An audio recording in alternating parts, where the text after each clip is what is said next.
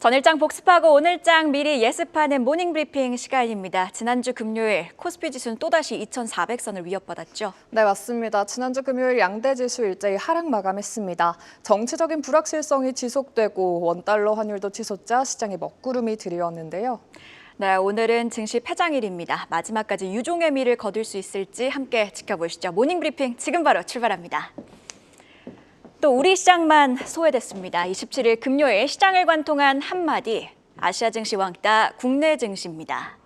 일본의 니케이 지수는 4만 선을 돌파했는데 코스피는 겨박제 연일 2,400선이 시험을 받고 있습니다. 특히 금요일장에서는 정치적 불확실성 그리고 고공행진하는 환율이 시장의 하방 압력으로 작용을 했는데요. 배당락일도 투자 심리에 부담이 됐던 하루, 수치 먼저 확인해 보시죠. 네, 지난 금요일 우리 시장은 12월 결산법인 배당락일을 맞은 가운데 정치적인 불안감과 원달러 환율 모두 고조되며 투자 심리가 위축됐습니다. 코스피가 장중 2,388선을 터치하며 2,400선을 이탈하나 싶더니 오후 들어서 낙폭을 줄여가며 결국엔 2,404포인트로 거래를 마쳤습니다. 한편 코스닥은 장중 한때 상승으로 방향을 바꿨다가 다시 하락으로 전환하며 665.97포인트로 마무리했습니다. 양시장 현물 모두 개인은 매수 우위를 보였지만 외국인과 기관이 동반 순매도에 나서며 지수의 하방 압력을 불어넣었습니다. 그럼 어떤 섹터가 부각됐는지도 확인해 보겠습니다. 먼저 양자 암호 섹터가 강했습니다. 미국 증시에서 양자 컴퓨팅 업체들이 주가 고공행진을 이어간 가운데 국내 증시 관련주들에도 훈풍이 불었습니다.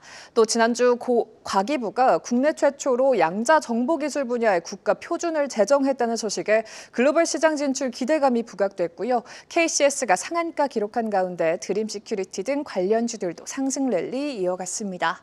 다음으로 철강주 주가엔 파란불이 들어왔습니다. 올해 7월에 시작된 하반기 후판 가격 협상이 올해가 끝나도록 결론을 내지 못하고 있는 걸로 전해지며 우려감이 커졌습니다. 철강과 조선업황의 정반대인 데다 값싼 중국산 후판이 협상판을 뒤흔들고 있는데요. 게다가 원달러 환율이 1,470원 선을 넘어서면서 철강 회사들의 순이익 감소가 예측되고 있습니다. 철광석 등 원자재 수입 가격이 오르며 수백억 원의 손실을 입게 될 전망인데요. 한국철강이 12% 넘게 낙폭을 키운 가운데 동국제강도 4.5%대 하락 마감했습니다. 한편 영상 콘텐츠와 영화 테마도 하락폭을 키웠습니다. 넷플릭스 오리지널 시리즈 오징어 게임 시즌2가 지난 목요일에 공개된 가운데 시즌1만 못하다는 외신 평가가 쏟아졌습니다. 시즌1을 통해 보여준 참신함과 날카로운 주제의식에 미치지 못한다는 평가를 내놨는데요. 주연 배우 이정재 관련주인 아티스트 스튜디오가 하한가를 터치한 가운데 음향을 담당한 덱스터에도 그간의 상승분을 반납하고 두 자릿수대 내리막길 걸었습니다. 그럼 이어서 어떤 뉴스가 시장을 움직였는지도 바로 확인해 보시죠. 네, 시장 분위기 자체가 워낙 위축됐다 보니 말 그대로 정말 일부 테마만 강했던 하루였습니다. 첫 번째 헤드라인, 시장에 부담이 된 소식, 길어지는 탄핵 정국 원달러 환율, 한때 1,487원까지 상승입니다. 지난주 금요일 시장 흐름 뉴스와 함께 따라가 볼까요? 하락 출발했지만 그래도 장 초반 낙폭은 깊지 않았습니다. 오전 10시 30분 최상목 경제부총리 겸 기획재정부 장관, 한덕수 총리 탄핵을 재고해달라는 공개 발언을 내놨습니다. 탄핵안 표결이 예정된 상황에서 국정 컨트롤타워 부재에 대한 우려가 커질 것이라고 본 건데요.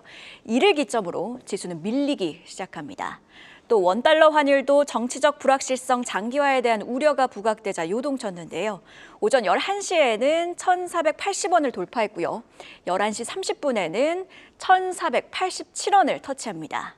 환율이 고점을 찍자 코스피 지수도 2,388선까지 내려왔는데요. 이후 12시를 기점으로 환율이 안정되기 시작했습니다. 분봉으로 보면 환율을 누르려는, 그러니까 외환당국의 개입으로 추정되는 움직임들이 포착이 됐고요. 개입으로 환율은 시초가 수준 1,467원에서 마감을 했습니다. 이에 다행히 코스피도 2,400선을 지키고 거래를 마쳤는데요. 환율이 고공행진하고 있다 보니 증권가에서도 장중 긴급하게 코멘트를 내놨습니다. 키움증권, 신영증권, 하나증권 그리고 KB증권의 분석 속 교집합 밑줄 쳐보시죠. 일단 첫 번째, 환율은 오르고 있지만 건전성에는 문제가 없다는 분석입니다. 키움증권, 신영증권은 신용부도 스와프 CDS 프리미엄, 즉 국가 부도 지수가 안정적이라고 강조를 했습니다.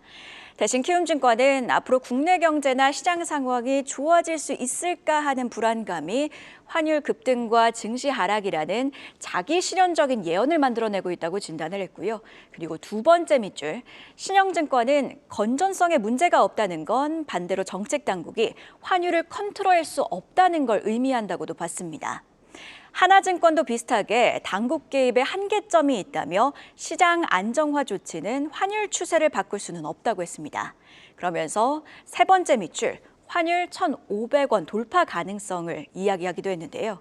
기존에는 해외 기관 중심으로 분석이 나왔는데 국내 증권사에서도 안정되지 않으면 환율 상단을 1,500원으로 열어둬야 한다는 목소리들이 여러 나오기 시작했습니다.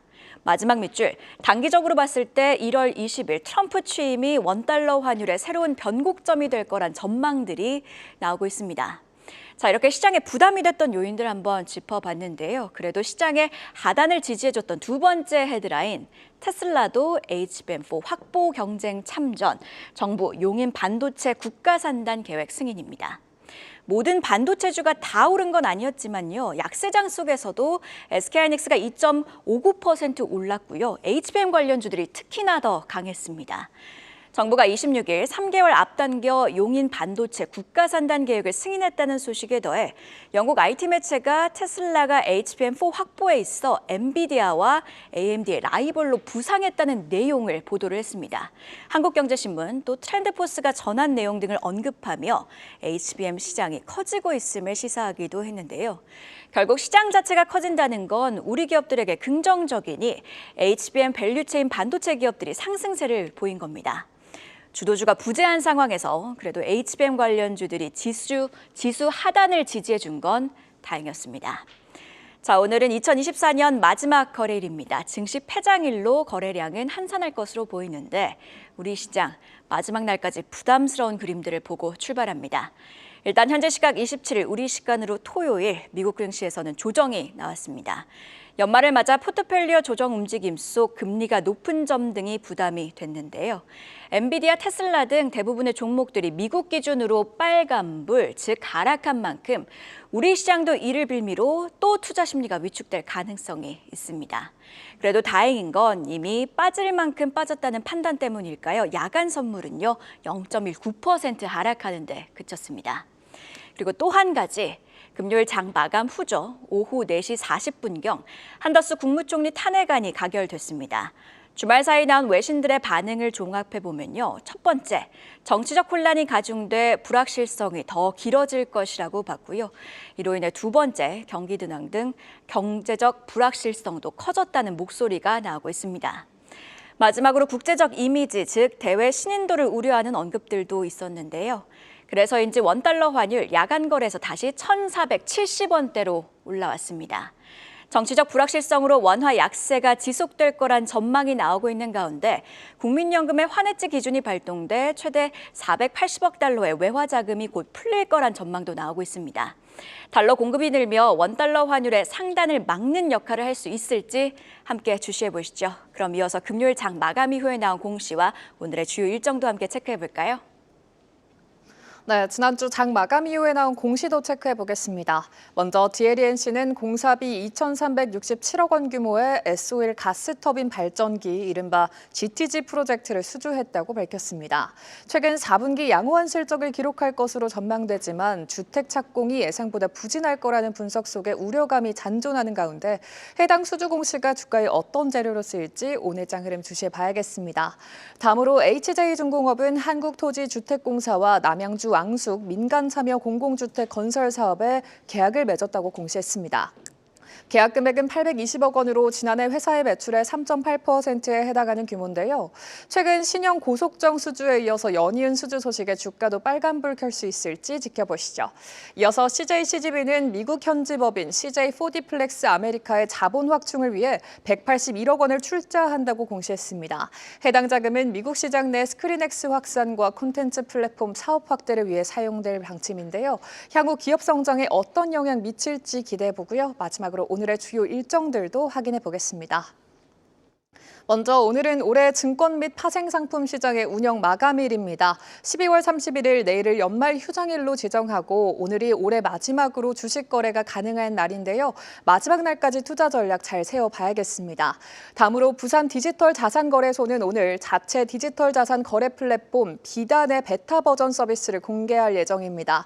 내년 3월 정식 공개를 앞두고 오늘 나올 베타 버전에 대한 기대감이 토큰 증권이나 디지털 화폐 관련주 주가에 어떻게 반영될지 지켜보고요. 마지막으로 통계청은 오는 11월 한국의 산업활동 동향을 공개합니다. 오늘 나올 경제지표가 우리 시장 상황을 어떻게 반영하고 있을지 기다려 보셔야겠습니다. 이렇게 공시와 일정까지 만나봤습니다. 앞서도 언급을 했듯 오늘은 2024년 마지막 거래일입니다. 너무나도 힘들었던 한 해 정말 고생 많으셨습니다. 새해도 마주한 변수들은 많고 또 넘어야 할 산들은 많지만요. 하나씩 잘 해결해 나가 우리 증시가 회복, 더 나아가 반등의 모멘텀을 다질 수 있길 진심으로 응원합니다. 한 발 더 들어가는 투자인사이트 모닝브리핑이었습니다.